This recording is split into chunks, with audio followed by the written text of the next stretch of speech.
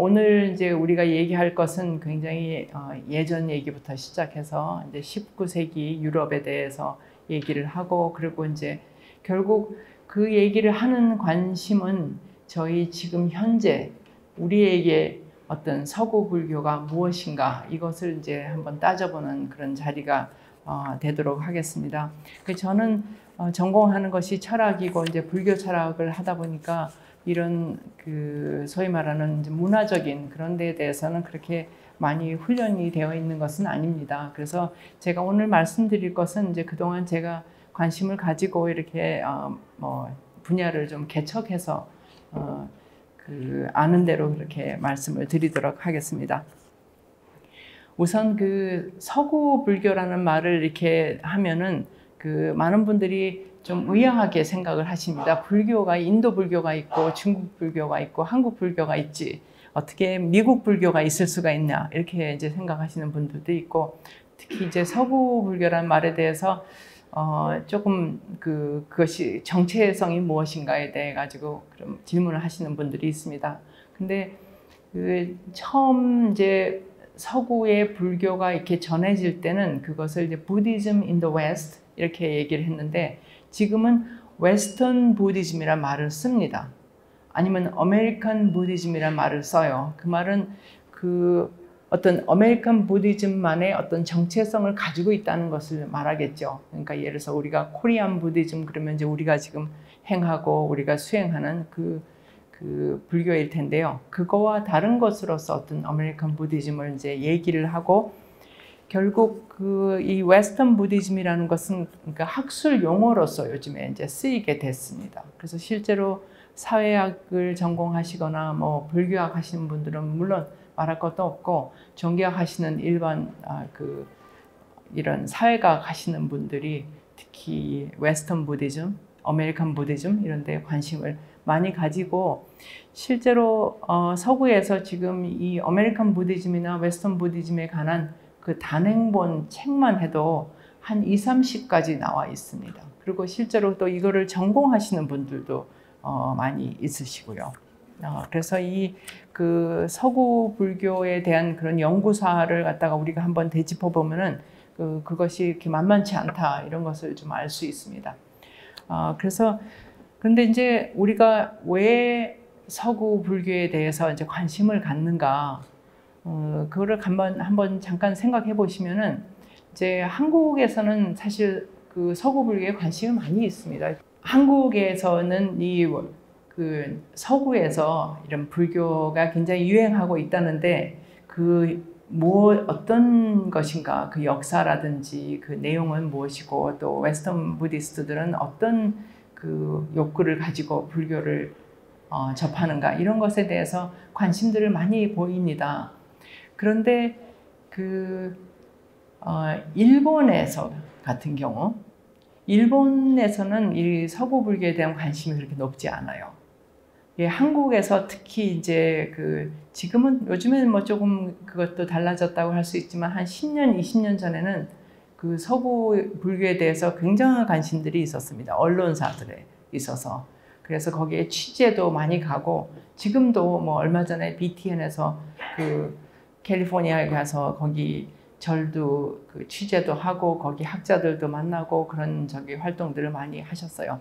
근데 뭐 일본에 대해서 제가 다 안다고 할 수는 없지만은, 일본 사람들은 그렇게 서구 불교에 관심이 많지는 않은 것 같습니다. 그래서 그런 것을 이렇게 한번 생각을 해보면, 한국에서 왜 이렇게 서구 불교에 관심을 많이 가지는가, 여러 가지 이유가 있겠는데요. 우선 한국 사회가 굉장히 지금 많이 서구화되어 있기 때문에, 그래서 아마 그런 관심이 있는 것 같고요. 거기에 비하면 이제 일본은 아직도 일본 전통 문화가 훨씬 더 좀 강고하다고 할 수 있죠. 한국은 굉장히 지금 빨리 변하고 있는 사회이고요.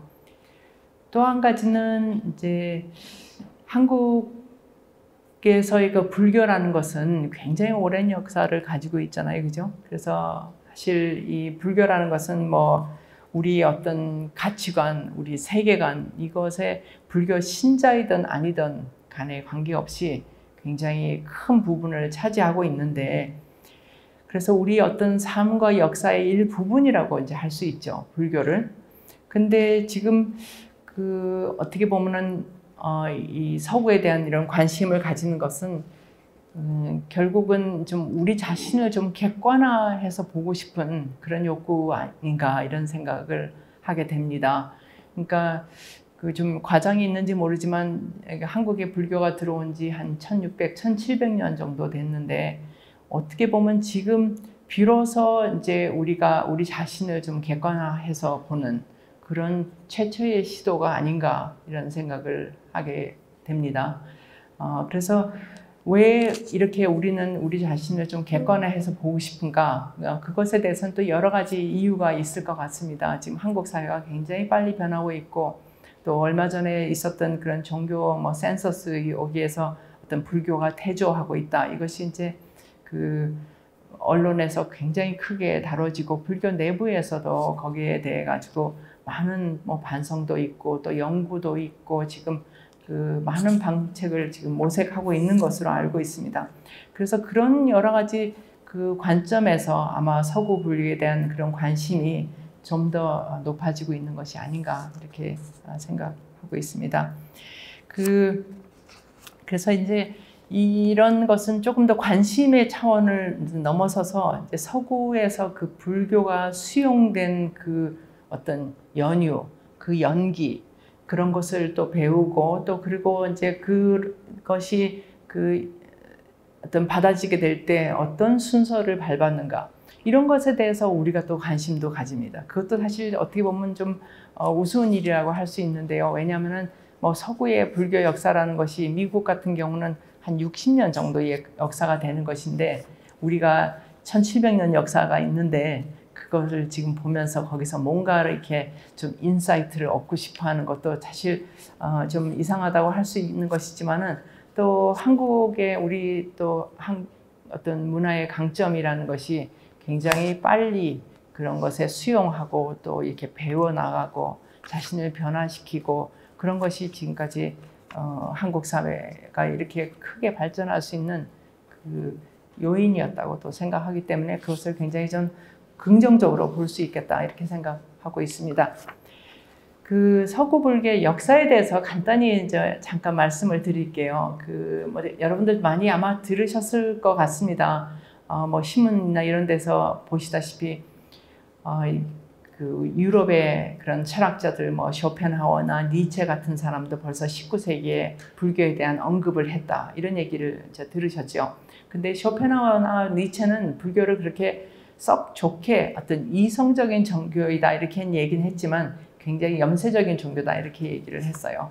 근데 그분들은 사실 인도나 이런 것에 가본 것은 아니고요. 책을 통해서 이제 불교에 대해서 알게 됐죠.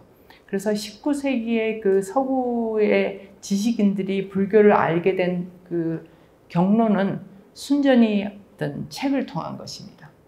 근데 그 책은 번역이나 또는 어떤 기행, 이런 여행기, 그런 것을 통한 것이었죠. 그래서 우리가 이제 이런 불교의 그 전래 역사를 이제 이렇게 볼 때는 인도 불교가 우리 동아시아로 이렇게 전파된 그런 경로도 우리가 다시 한번 좀 평행하게 그렇게 한번 볼 수도 있겠습니다.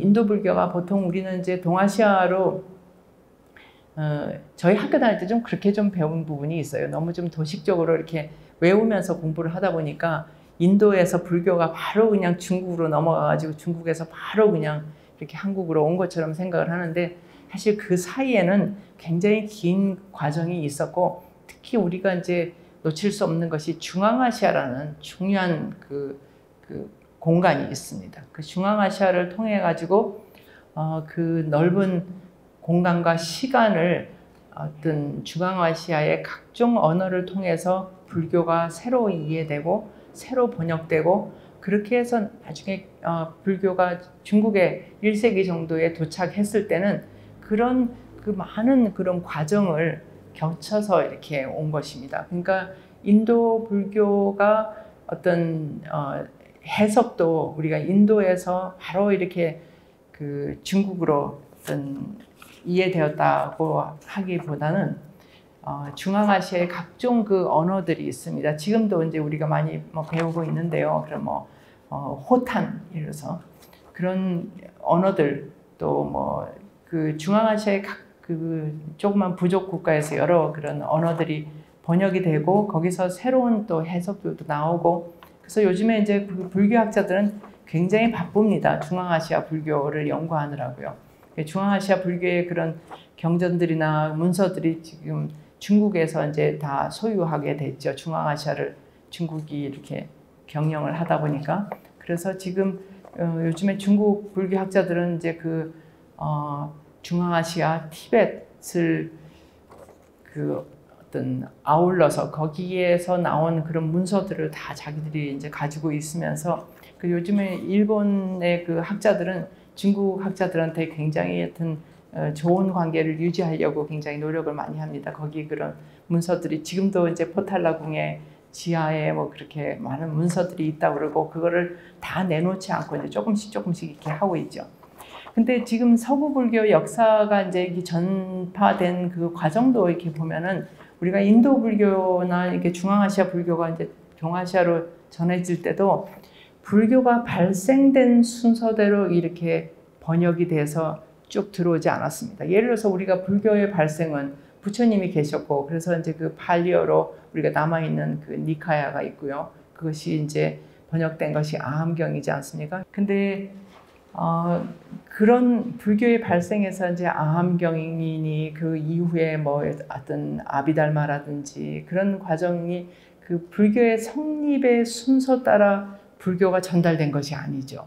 그죠?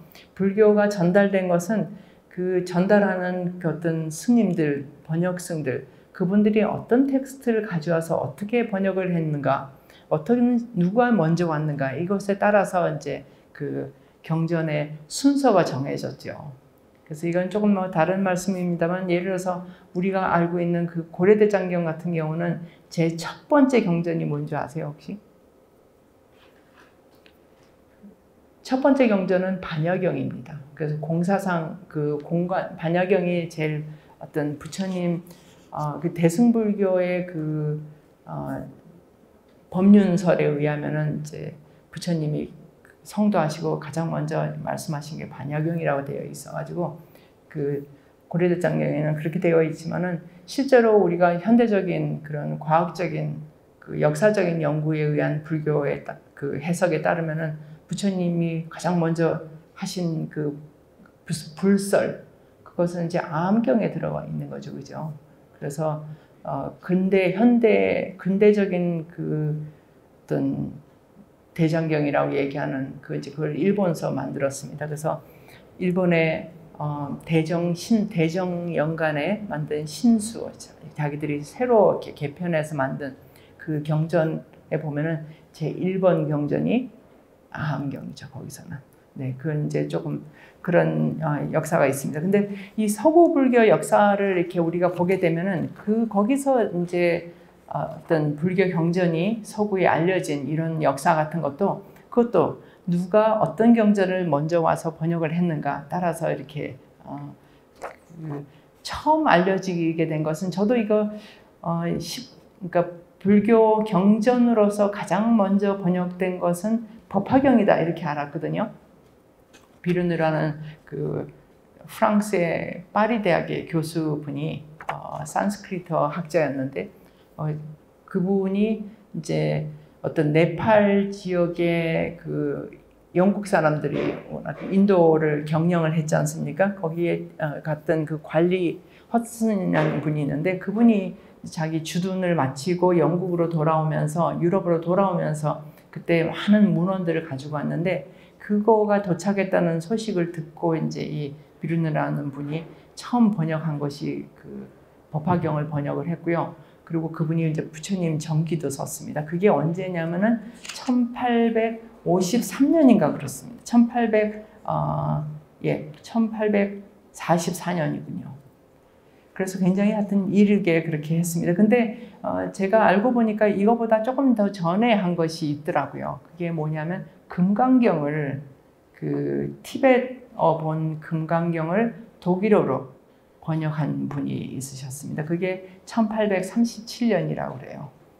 근데 이제 이게 19세기 지금 초엽이죠, 그죠? 근데 그렇게 했다가 조금 있으면은 그 팔리 텍스트 소사이어티라는 것이 이제 영국에 성립되면서 거기서는 이제 발리어로 되어 있는 초기 불교 경전들이 많이 그 번역이 되게 됩니다.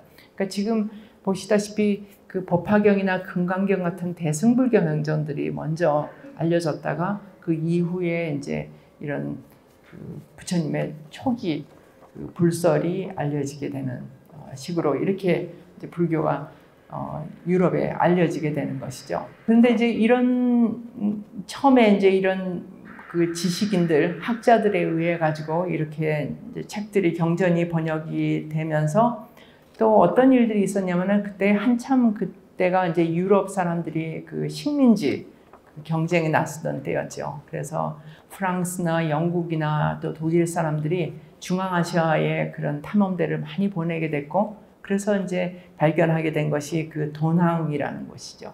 그래서 도낭에 가서 그 어떤 서구인들이 어떤 서로 경쟁하듯이 거기에서 많은 문헌들을 가지고 왔고, 그것을 통해 가지고 또 이제 어떤 불교에 대한 새로운 이제 모습들이 다 이렇게 알려지게 됐습니다. 뭐 이런 얘기들은 이제 여러분들 그 많이 좀 들으셨을 것 같은데 또 한 가지 또 말씀드리고 싶은 것은 이제 이런 그 유럽의 불교가 이렇게 어떤 경전이나 이런 그 주로 그 지적인 그런 산물로서 이게 불교가 이제 불교를 수행하고 실천하고 어떤 믿는 것이 아니고 불교에 대한 어떤 그 철학적인 이해 같은 것이 이제 처음 수입이 된 것이라고 할 수 있겠죠. 근데 이 불교가 이제 서구 유럽 사이에 그렇게 크게 알려지게 된 데는 이 어떤 그 아놀드라는 분이 있어요. 에드윈 아놀드라는 분인데 이분이 나중에 그 영국 분인데요. 나중에 빅토리아 여왕한테서 그 자기를 받아가지고 Sir라는 그 자기도 받은 분이 있습니다. 그분이 영국 귀족 집안에서 이제 태어나가지고 옥스퍼드에서 공부도 하고 그리고 이제 어떤 영국에서 대학에서 가르치다가 그 인도가 그때 이제 영국의 그 식민지였으니까 거기에 어떤 대학의 총장으로 갔어요. 그래서 거기 가가지고 인도에서 여러 가지 일을 했는데 그 중에 한 가지가 이제 인도에서 불교를 공부를 한 것이죠. 그래서 그분이 그 쓴 책이 그 아시아의 빛이라는 책입니다. 그 Light of Asia 그래가지고 거기에서 그 부처님 정기를 썼어요. 그것이 1879년이고 그 책이 유럽에서 굉장히 그 대중적으로 크게 그 많이 널리 알려졌습니다. 그래서 이 책이 지금도 보시는 분들이 있어요. 그래서 영국, 미국 이쪽에서 그 이제 아시아의 빛이라는 그 책이 그렇게 알려져서 불교가 그 부처님이라는 그 인물이 유럽 사람들한테 굉장히 널리 알려지게 되었죠.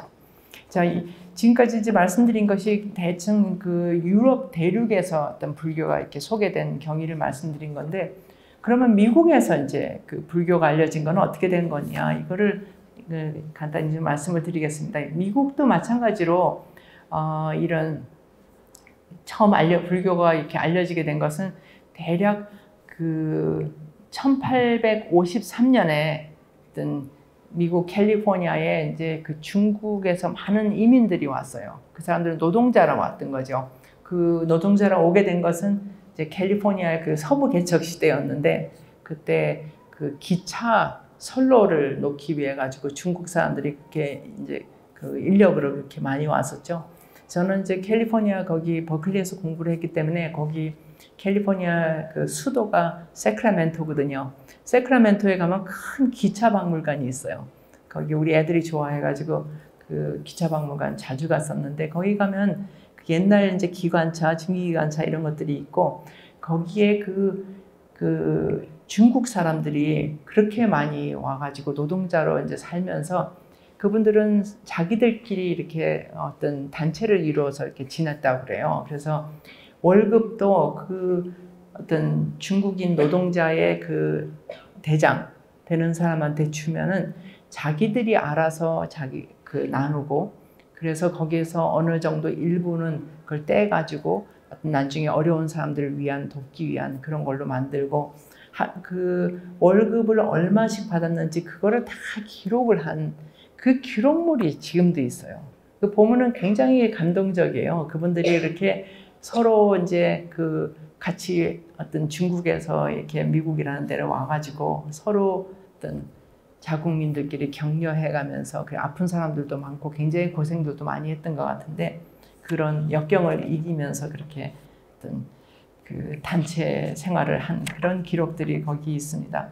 그래서 그때 이제 그분들이 어떤 서구 개척이 끝날 때쯤 돼가지고 샌프란시스코에 처음 중국인 절을 세웠어요. 차이나타운에 가면 지금도 있습니다.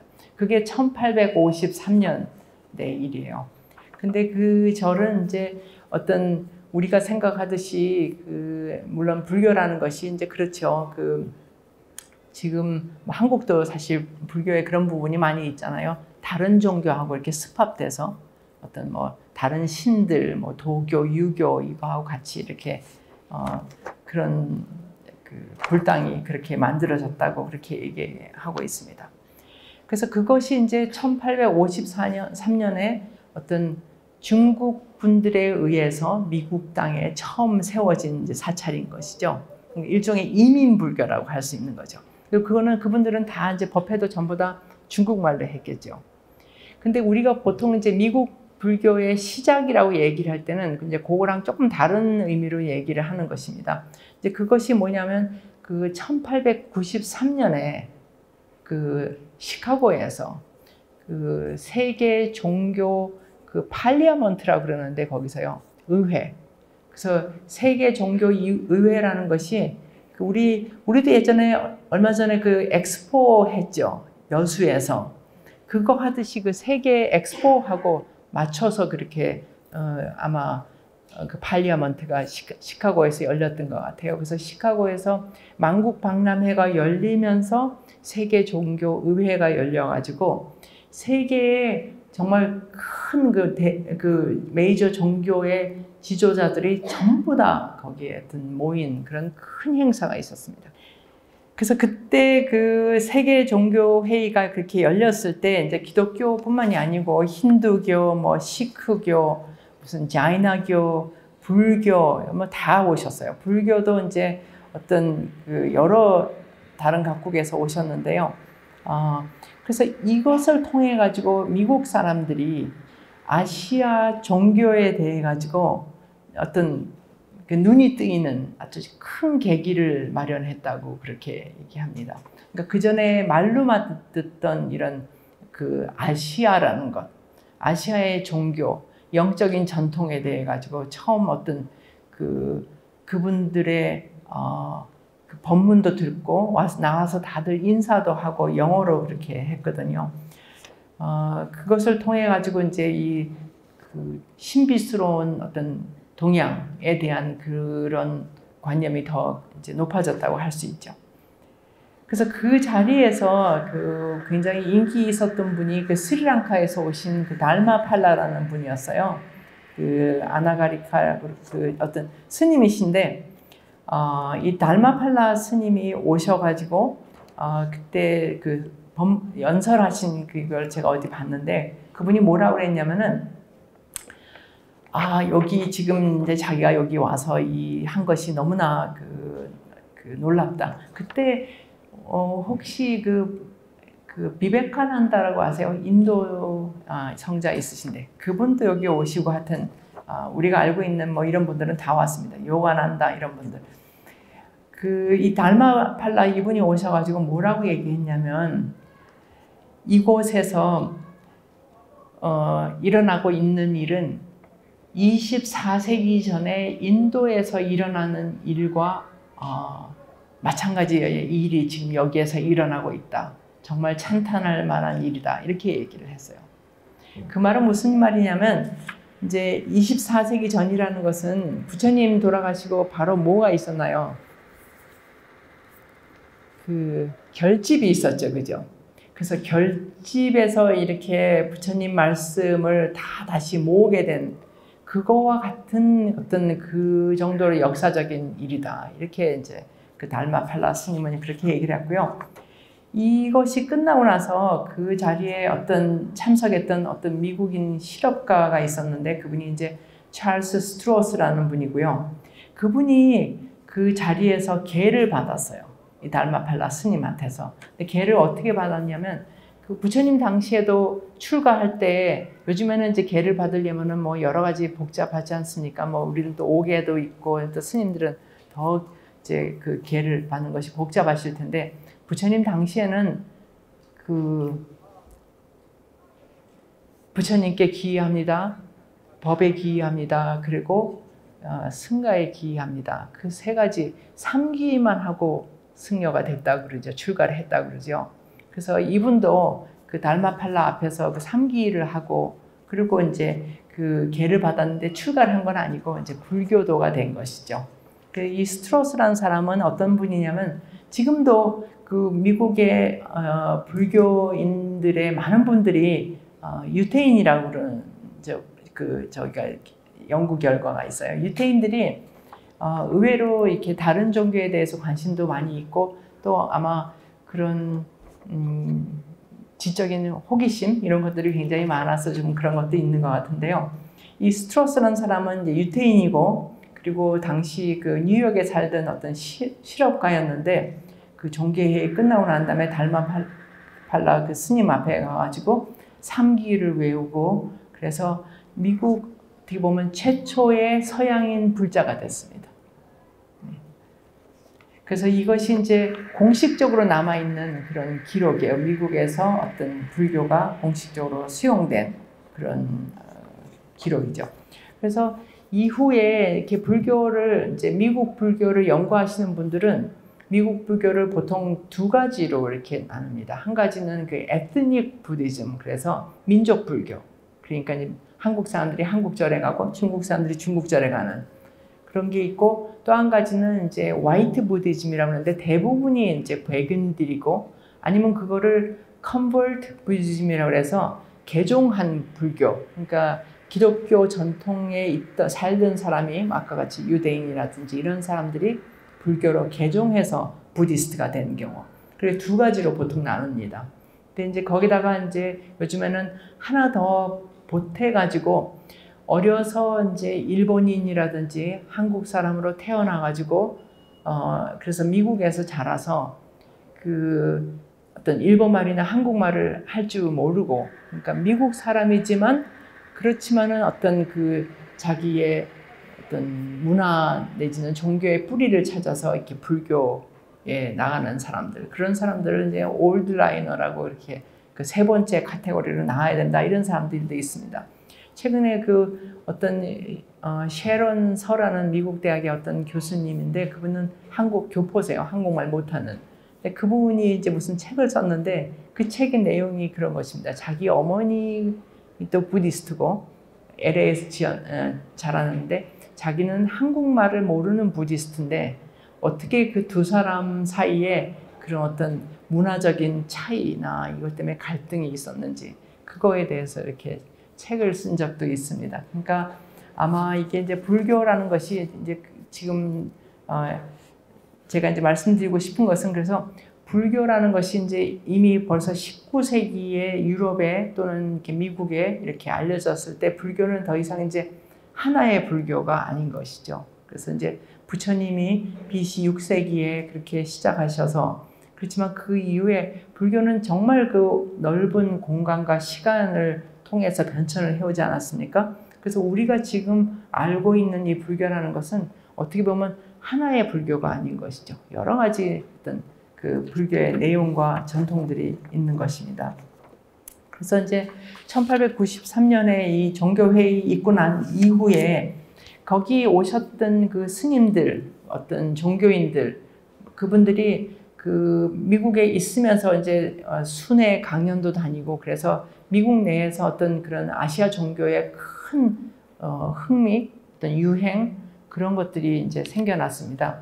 근데 그 중에 이제 한 가지가 우리가 얘기할 분이 누구냐면 이 샤쿠 소엔이라는 이분인데요. 이분이 그 일본 대표로 오셨어요. 그분은 이제 임재정 선승이셨는데 샤쿠라는 것은 이제 석자 붙이는 거예요. 우리가 또 스님들 이름 앞에 석자 붙이는 경우 있지 않습니까? 근데 이분이 왜 중요하냐면 이 샤쿠소엔이라는 분이 오실 때 통역 겸 해서 수행원으로 그 여러분들이 같이 오셨어요. 그 중에 한 분이 누구냐면 우리가 잘 아는 D.T. 스즈키 그분이세요. 스즈키 박사라는 분이죠. 이 스즈키 박사는 이제 지금 그 미국 내지는 이런 이제 서구 사회에서 어떤 불교를 어떤 그러니까 우리가 이제 알고 있는 그런 아함이나 아니면 초기 불교에서 시작해서 이렇게 가는 이런 불교가 아니고 동아시아의 어떤 선불교를 갖다가 바로 이렇게 그 서구 사회에 알린 아주 그 대표적인 인물이죠. 그 스즈키 박사는 그때 이 샤쿠소엔 그러니까 그 종인 스님인데 그분을 따라서 이렇게 미국에 왔을 때 그분이 이제 그 통역자로 그렇게 따라오셨어요. 근데 그분이 그 동경대학 나오신 분이고 동경대 동문과를 나왔다고 그래요. 근데 이제 어려서 어려운 집안에서 자랐고 어머니의 어떤 가마가 굉장히 컸고 그런데 하여튼 뭐 여러 가지 언어를 그때 했다고 그럽니다. 그래서 이분이 아주 명석한 분이었는데 그때 와가지고 그 샤쿠소엔 스님을 이제 당시 시카고의 어떤 굉장히 그 부호고 어떤 유명한 지식인으로 그 폴 캐러스라는 분이 있었어요. 그분이 지금도 있는 출판사인데 그 오픈 콜트라는 유명한 출판사가 있습니다. 그 출판사 사장이에요. 그래서 이분은 벌써 이제 이분이 왔을 때 이제 샤쿠소엔이라든지 이 일본 분들이 왔을 때 이미 불교에 대해서 상당한 지식을 가지고 있던 분이었어요. 그래서 이 일본에서 오신 이 스님들을 자기 집으로 이제 초청을 했죠. 해가지고 그 샤쿠소엔 스님한테 뭐를 제안을 했냐면 자기가 아시아에 대해서 굉장히 관심이 있고 그래서 이제 자기가 이제 책을 아시아의 그 불교 종교에 대해서 책을 시리즈로 내고 싶은데 그것을 좀 저수를 해줄 수 있는가 이걸 부탁을 했습니다. 근데 이분이 그걸 거절을 하셨어요. 거절하고 다들 이제 미국 여행을 하시고 일본으로 돌아가셨습니다. 돌아가고 난 다음에 그 다음에 이 스즈키 박사가 따로 혼자 오셨어요. 그래서 와가지고 그분이 결국은 이제 그 폴 캐러스가 시카고 금교에 큰 별장이 있었다 그래요. 그래서 거기에 이제 주석을 하면서 그 유명한 여러 가지 책들을 거기서 이제 쓰게 됐습니다. 여러분들 혹시 그 Awakening of Faith라는 이제 그 제목의 책이 있는데요. 이렇게 대승기신론 번역입니다. 그래서 이제 이 스즈키 박사가 그때 벌써 대승기신론을 번역을 했어요. 영어로. 그리고 Outline of Mahayana Buddhism인가 하는 책도 있고 책을 하여튼 무진장 많이 쓰셨어요. 그리고 여러분들 우리 대학 다니실 때 우리 에리히 프롬 많이 공부하셨죠, 그죠? 좋아하고 좀 그러셨잖아요. 그분하고 같이 이렇게 공저해서 뭐 책도 많이 쓰셨고, 그러니까 이 스즈키 박사는 그 당시에 지식인들과 눈높이 맞춰서 같이 이렇게 대화도 하고 그런 활동들을 많이 벌이신 거죠. 그래서 또 말씀드릴 것은 예를 들어서 칼 융이라고 심리학자 있으시잖아요. 무의식에 대해서 얘기하신 분. 그분이 저 스즈키 박사의 책에 서문도 쓰고 그랬어요. 그러니까 이 스즈키 박사는 그 당시에 소위 그 서구의 지성계의 그 메인스트림 그 속에 그냥 바로 들어가서 거기서 활동을 하게 됐죠. 그리고 그분은 또 1960년대 어떤 미국 여자분하고 결혼도 하셨어요. 그래서 이제 미국서 사시고 60년대에 그분이 그 콜롬비아 대학에서 이제 그런 이런 강연 시리즈를 하셨는데 그 강연이 너무나 그 폭발적이었고 그래서 그때 그 강연한 그 기록이 이분이 남기신 그 유명한 젠 부디즘에 관한 여러 가지 책들입니다. 그래서 미국 사람들은 선불교, 우리가 알고 있는 그 선불교를 젠이라고 그러잖아요. 그래서 젠이라는 말을 유행시킨 분이 바로 이분이죠. 그 스즈키 박사는 또 뭐가 이제 중요하냐면 그리고 왜 그분을 스즈키 박사라고 하냐면은 이제 그분이 일본에서 나중에 학위를 했고요. 이분이 그 류코쿠 대학에 거기서 교수도 하시고 그러셨어요. 그리고 하여튼 뭐 일본과 미국을 넘나들면서 했는데 이분이 그 쓴 책에서 어떤 주장을 하시냐면은 사실 이분은 선을 평생 가르치셨지만은 사실 그분은 그 선종을 어떤 그 선종 계통의 승려는 아니세요. 이분은 정토 진종 그 신란 스님 있잖아요. 그러니까 아미타불 그 부르는 그 진종의 그쪽 그 영향을 받으신 분입니다.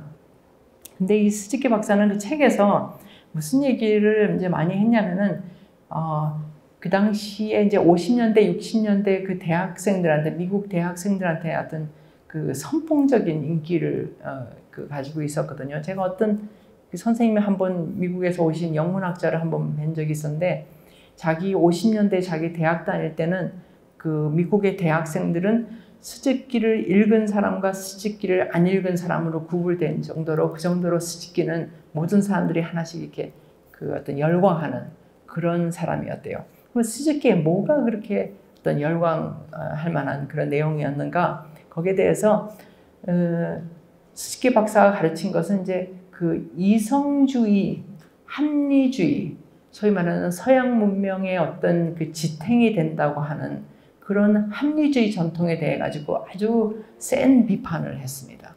그래서 이 선이라는 것은 직관적이고 스폰테이니어스한 그런 어떤 그 자연스러운 즉각적인 아무런 그 가식을 가하지 않은 그러한 원초적인 이런 진리 습득의 길이다 이렇게 얘기를 했어요.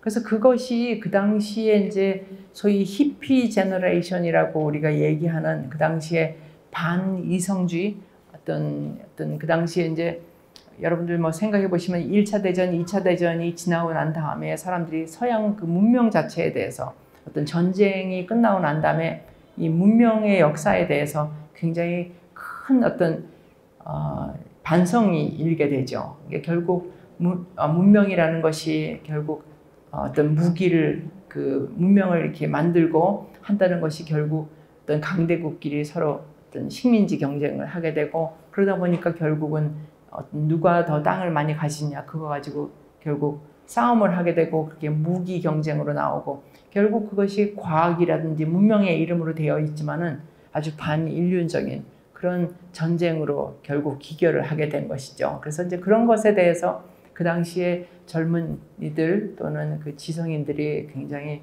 어떤 반항하는 그런 어떤 문화 형태를 보이게 됐습니다. 그래서 이제 그런 것에 대해 가지고 이제 스즈키 박사가 이제 여러 가지 해석을 했는데 어떤 이성이라는 것의 그 결함에 대해서 얘기를 했고 또 한 가지 그 흥미있는 것이 그분 책에 보면은 서양의 그 문화는 모든 것이 이렇게 주어로 I가 붙는다 이거죠. 내가 그 어떤 자기 자신의 관점에서 보는 그러한 어떤 내가 이 자연 내지는 문명을 갖다가 대상으로서 정복하고 그것을 컨트롤하는 마치 신과 같은 존재로 이렇게 하는 것이 문명의 몰락을 가져왔다 이렇게 아주 질타를 했어요.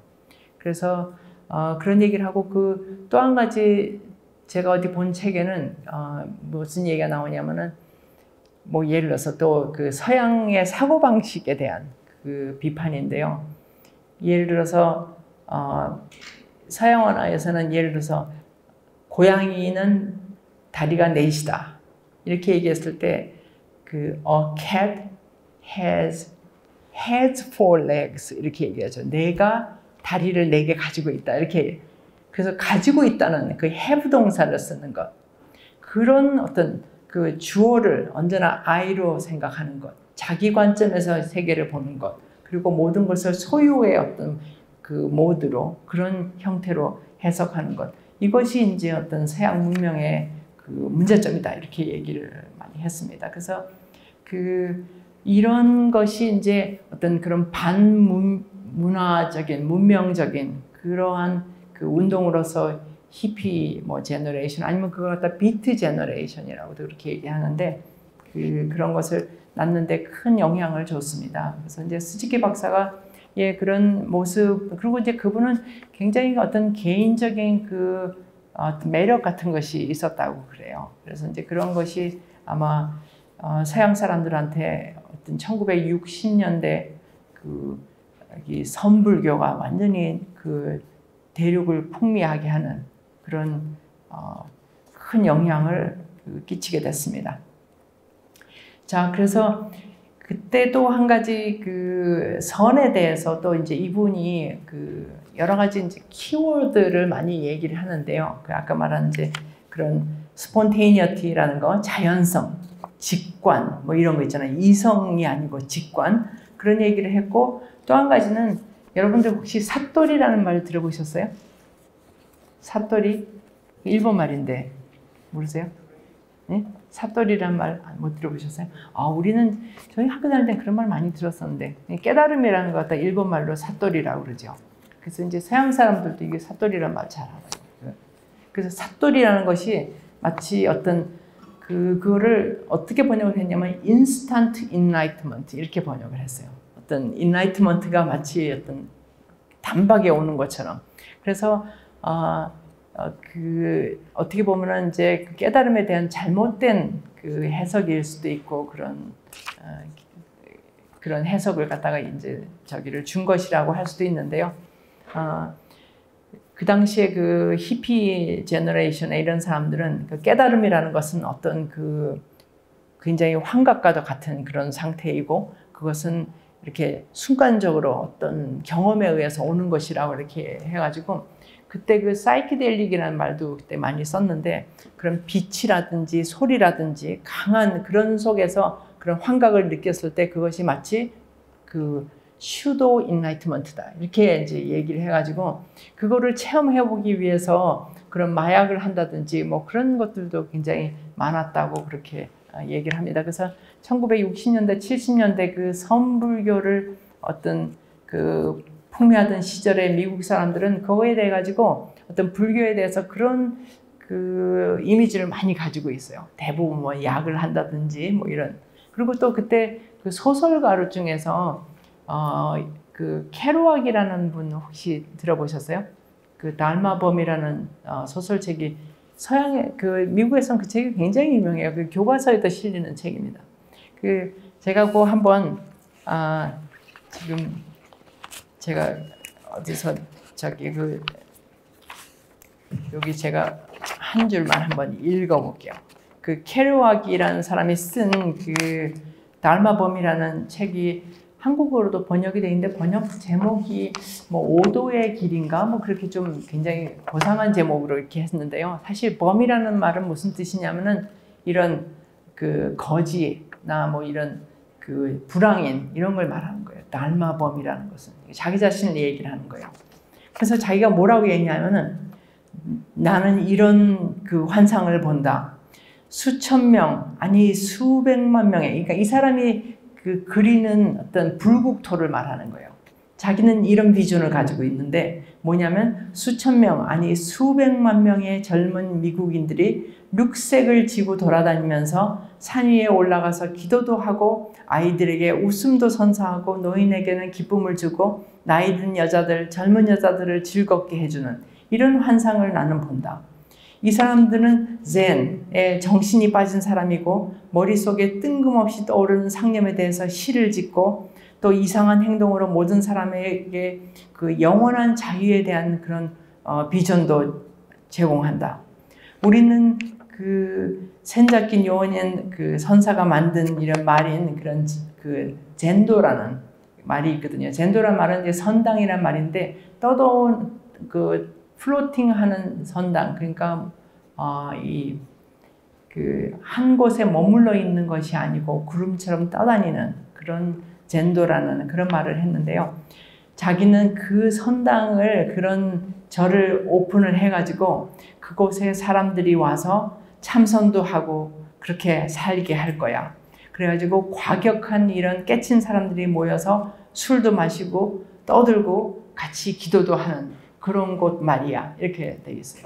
그러니까 이분이 생각하는 그 어떤 그 선의 이상향이라는 것은 정말 모든 사회적 관습을 다 뛰어넘고 이렇게 어떤 그 자유로운 곳, 이제 그런 것으로 생각을 했던 것이죠. 그게 이제 1970년대 미국 사람들이 생각했던 어떤 선에 대한 그 환상 같은 것이었습니다.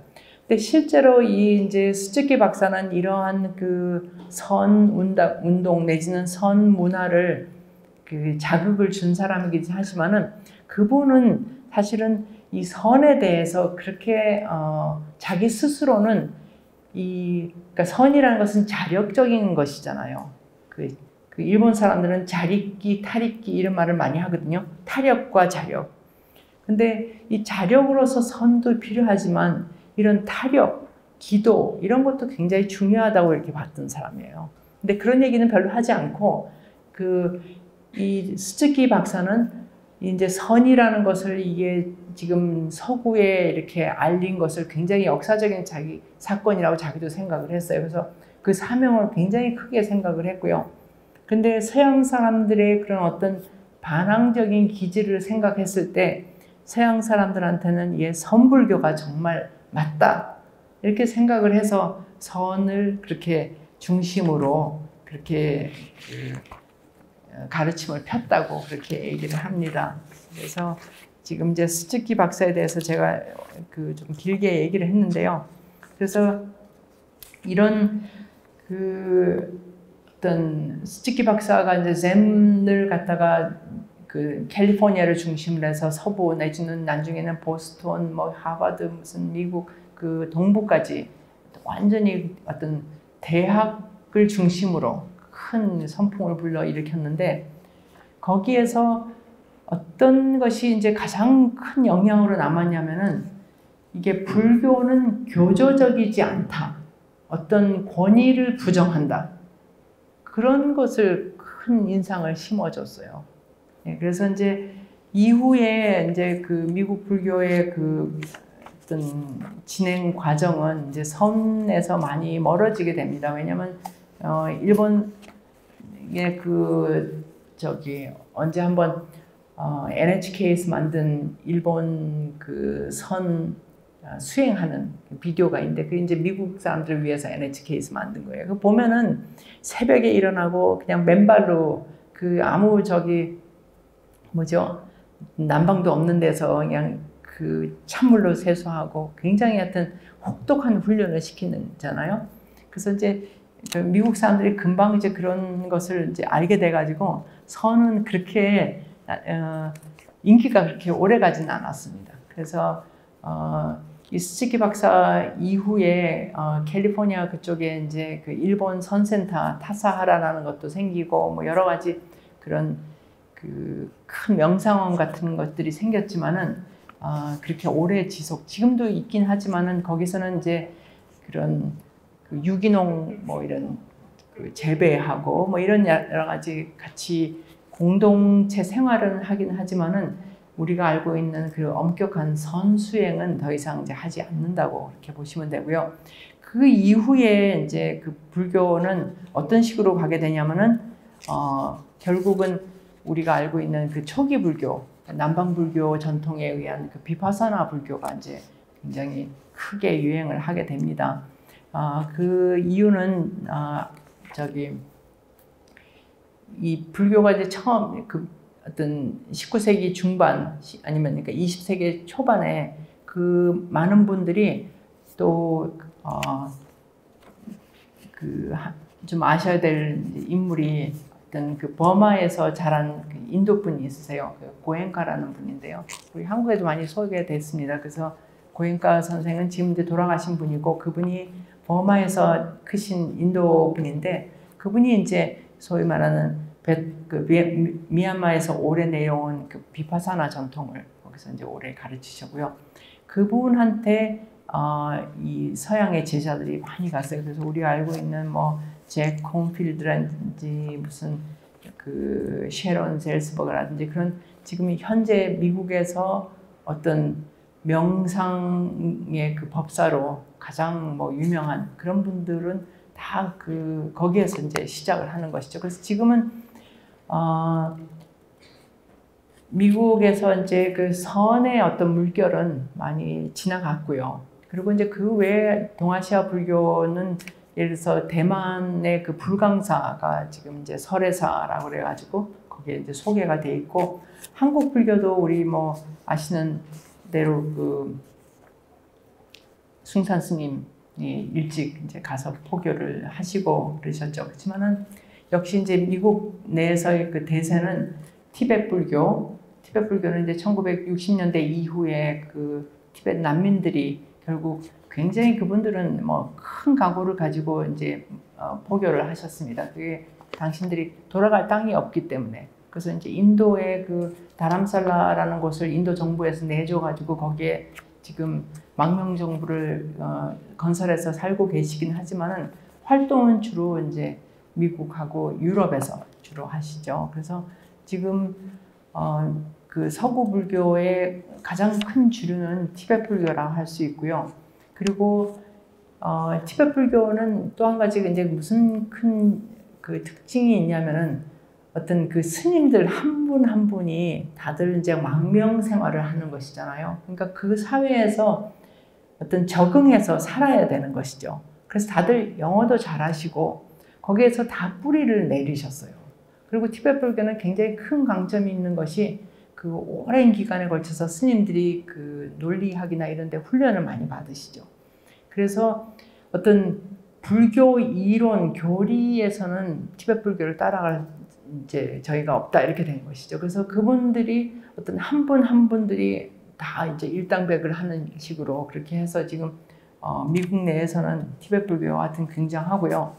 남방 불교, 테라바다 불교는 스리랑카나 이런 데서 오시는 분들이 있지만은 대부분 자기들 이제 그 커뮤니티 뭐 스리랑카 분들끼리 모여서 이렇게 주말에 법회 보고 이런 식이고, 스리랑카 그 아니면 남방 불교는 지금 그 속에 그 명상, 그 비파사나 트래디션, 그 비파사나 그 명상 트래디션만 종교 색채를 완전히 빼고, 그러니까 불교하고 이제 거의 그라는 색채는 거의 없고요. 지금은 그게 이제 MBSR이라든지 이런 다른 어떤 현대적인 방법의 그 명상 방법으로 그렇게 미국에 지금 알려지고 있는데, 오히려 그렇게 종교 색채를 없이 그렇게 갔기 때문에, 또 그리고 어떤 특별한 뭐 이렇게 몇 명의 개별 인물이 있는 것이 아닙니다. 티베트 불교 같은 경우는 뭐 달라이 라마라든지 이런 개별 어떤 마스터들이 있는 것이죠. 근데 지금 명상이라는 것은 어떻게 보면 풀뿌리 지금 문화같이 전 세계를 지금 그 석권을 하고 있죠. 사실 한국에서는 이제 우리 제가 이제 오늘 얘기를 하다 보니까 뭐 여러 가지 얘기를 많이 하게 되는데, 제가 요즘에 학교에서 이제 그 불교 철학 영어로 이제 수업을 가르치는데요. 거기에서 그 학생들한테 그런 얘기를 많이 합니다. 그 사실 수행이라는 것은 그 이제 명상만 있는 것이 아니고 사실 어떤 신신, 그죠? 그런 헌신, 그리고 이런 의례 이런 것도 굉장히 중요한 것이죠. 근데 그런 거하고 같이 이제 이렇게 알려지게 되는데, 우리 학생들이 보통 아는 이제 수행 그러면 대부분 다 명상만 지금 생각을 해요.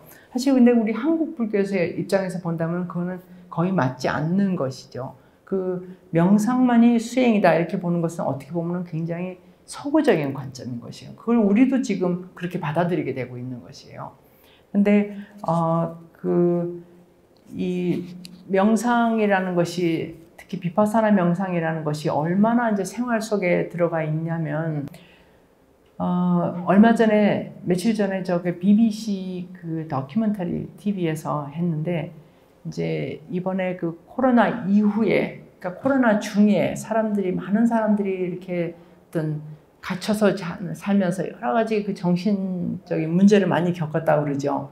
근데 그것에 대해 가지고 많은 연구를 했다고 합니다. 그래서 영국에서 35만 명을 대상으로 그 실험을 했다고 그래요. 그래서 그 연구 결과를 발표를 했는데 그게 그 마인드풀니스, 우리 그 알아차림이라는 거 있잖아요. 마음 챙김.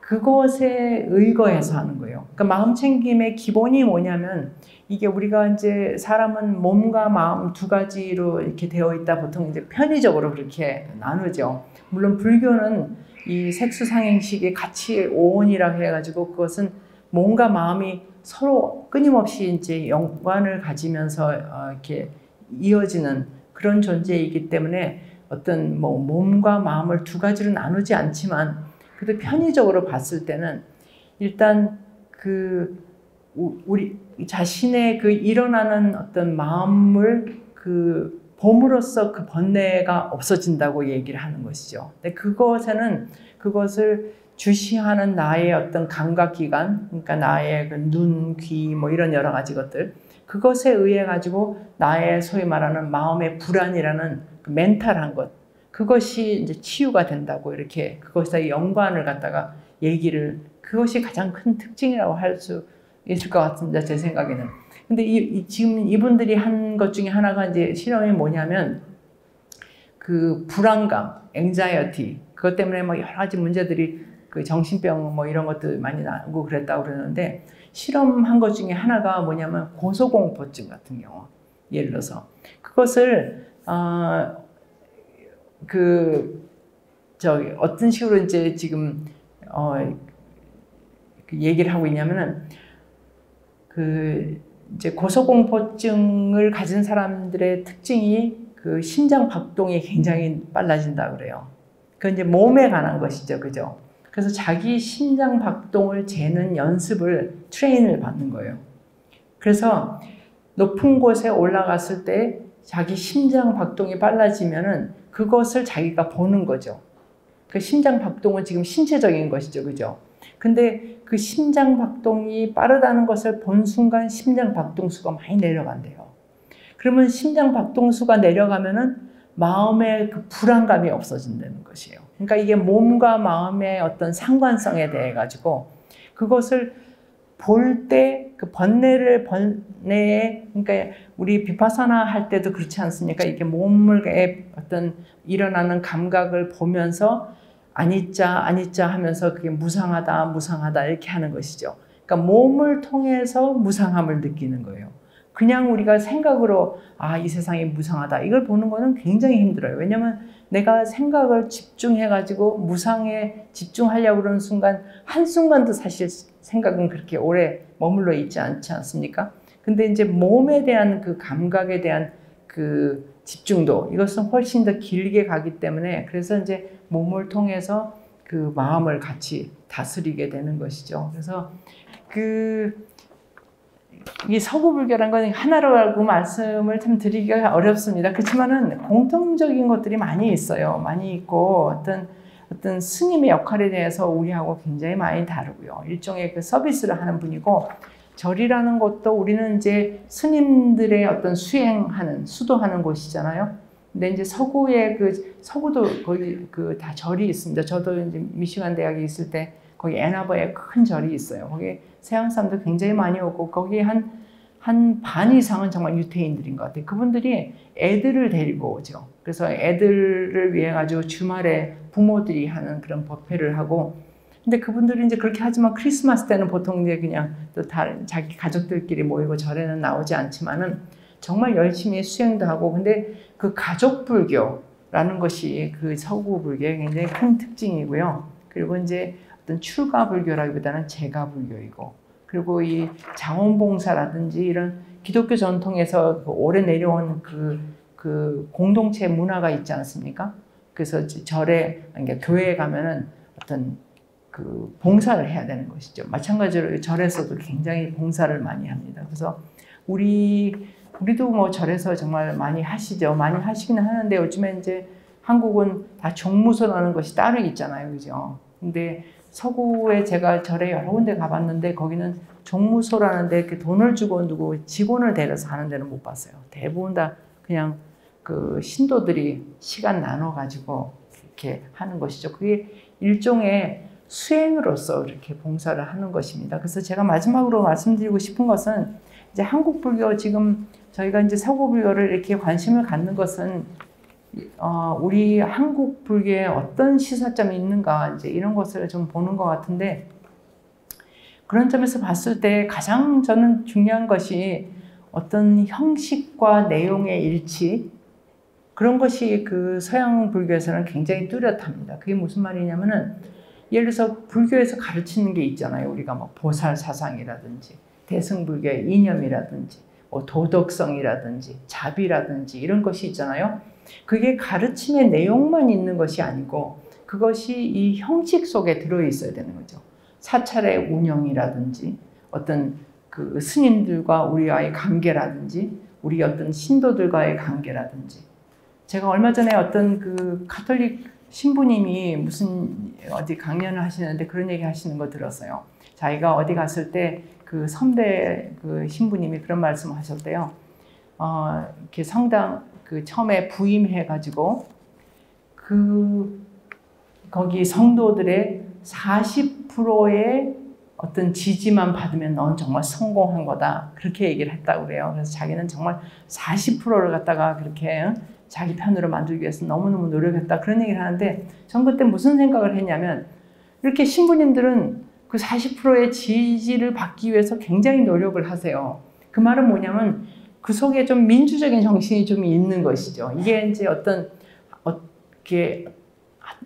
일방적인 것이라기보다는 그 어떤 그 congregation, 그 공동체, 우리 같이 이렇게 하는 어떤 그 사부대종들의 서로가 서로에게 지지해주고 서로를 도와주고 그런 정신이 거기 좀 있는 것 같다 이런 생각도 했습니다. 그래서 우리가 사실 부처님 법에 모든 것이 있다 이렇게 얘기를 하잖아요. 대승불교 특히에서는 그런 어떤 이타적인 그런 보살 사상이 있다고 얘기를 하는데 실제로 사찰의 운영이라든지 우리가 어떤 우리 사이의 인간관계라든지 뭐 이런 여러 가지 저기에서 보면은 상당히 좀 위계적인 것도 굉장히 많고 또 어떤 자비의 정신보다는 굉장히 경쟁의 정신도 굉장히 많이 있는 것 같고 그래서 그런 점에서 결국 종교를 이렇게 우리가 실천하고 수행한다는 것이 무엇인가 어떤 다른 것에서 배울 수 있는 것이 무엇인가